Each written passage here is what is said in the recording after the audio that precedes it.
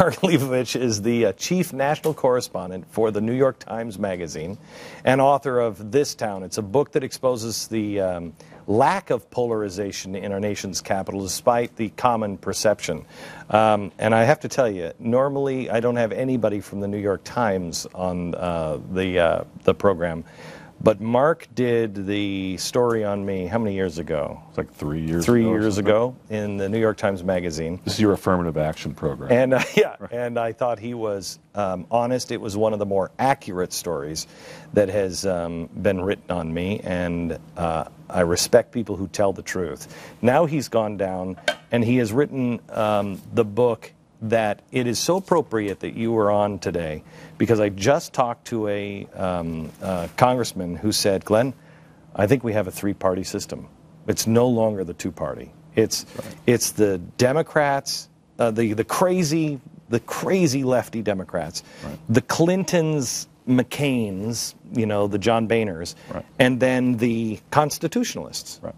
Is that the way you see it? I see it as basically there's an insider class, and it's a huge political class. And these are people who just want to hang on, and they just want a career. They're careerists. They're political careerists. And what you're seeing here is not a country or not a capital that's hopelessly divided. It's hopelessly interconnected. These are all people who might be yelling at each other on the House floor or on cable or something, but they're cutting deals in the green room. They're going out and giving speeches and like doing these dog and pony shows about, oh, we disagree. This is big one big kabuki. It's why we vote for a different party, and then it goes exactly the same way. There is an incredible hunger for authenticity, for truthfulness, for someone who is actually talking to you like a human being. It's what we wanted. I didn't vote, obviously, for President Obama.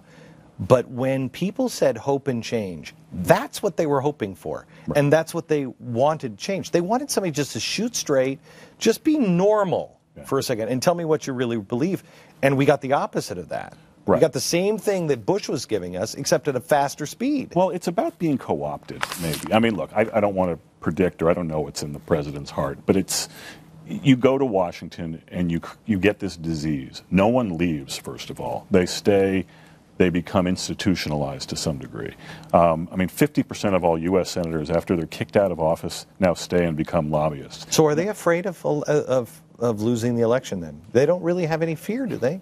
No, they don't. Either they are. Look, if they lose the election, they're going to be fine. They are set for life. They are institutionalized in the political system.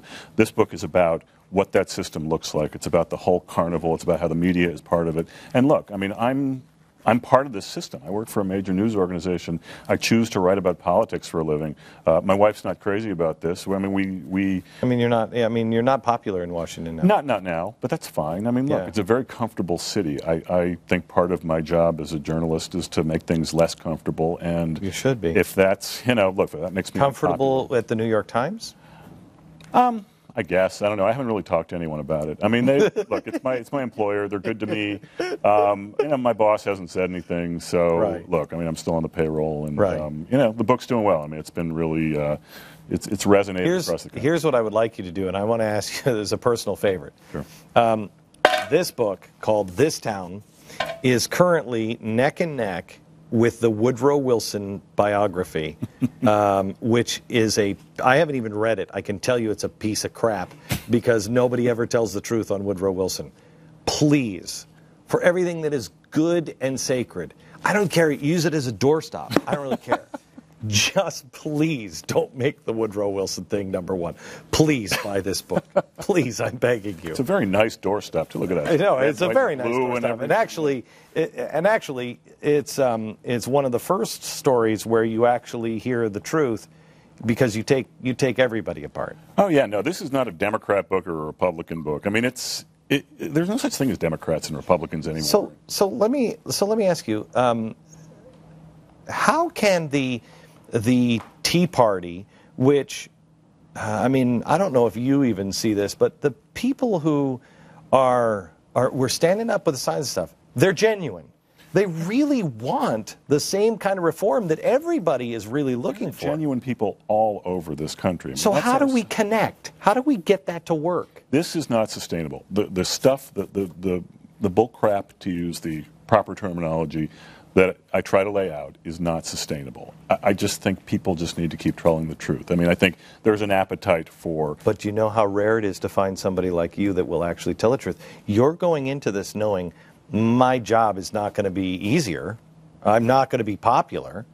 You know, no, I don't care. I mean, these are people inside of a class. These are people that I think it's important to write about. Now, part of the critique against me is, look, he's violated the unwritten rule that people on the inside are not supposed to speak critically about other people on the inside. No. And look, I just don't, no one read me the unwritten No, rules. that to use the proper terminology, that's bullcrap. Please, I'm begging you. I'm begging you, not Woodrow Wilson. Please, This Town, it's available in bookstores and on Amazon.com, everywhere. Great. Thanks, Glenn. Thank you. Wow, that was awesome.